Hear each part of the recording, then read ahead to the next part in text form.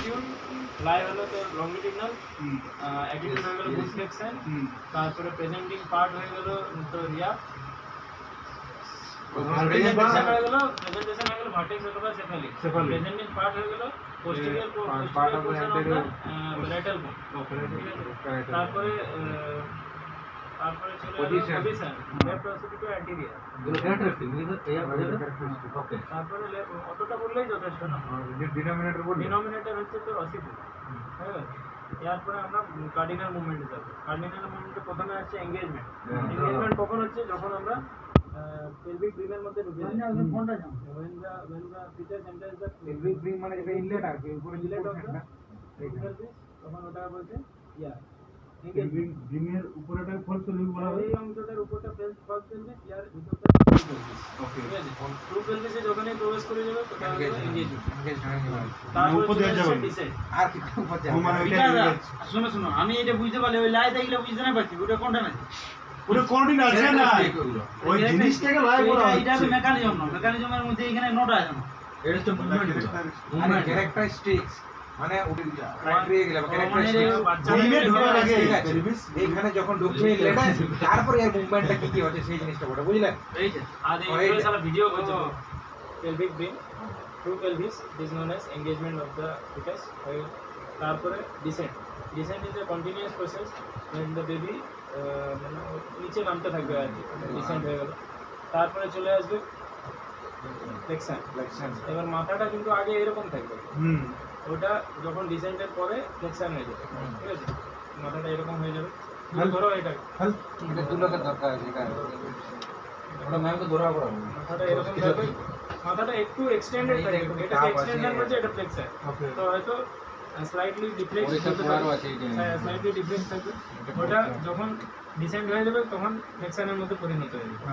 Okay, after flexion internal rotation of the head, ঠিক আছে।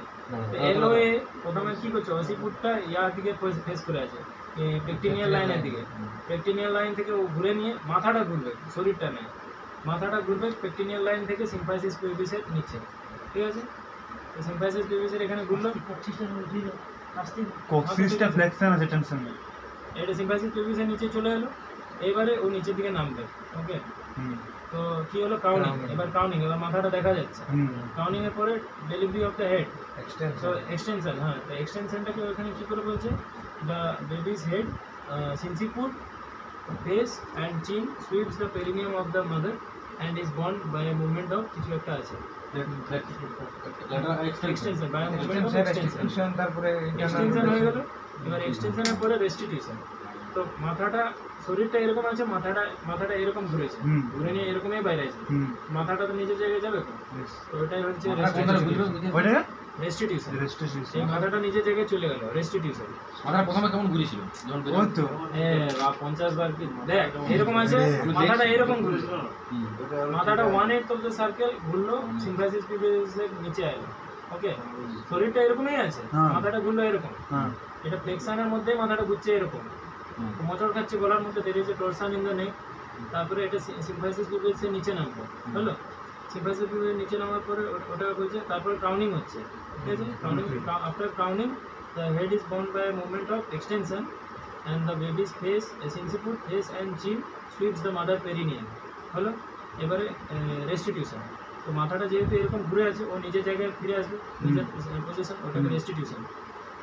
The head rotates 1/8 circle opposite to the same direction from where it started, ঠিক আছে। ওটা হলো restitution. After restitution কী হবে? Internal rotation of the shoulder. Internal rotation of the শোল্ডারে কী হবে? ও সিম্পাইসিস পিউবিসের ওখানে যাবে।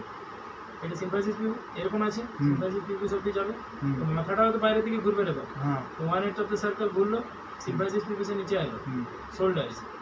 Internal rotation of the shoulder হলো 1/8 অফ দ্য সার্কেল, তার সঙ্গে এক্সটার্নাল রোটেশন অফ দ্য হেডও হলো, internal rotation of the shoulder, তার সঙ্গে external rotation of the head. তারপরে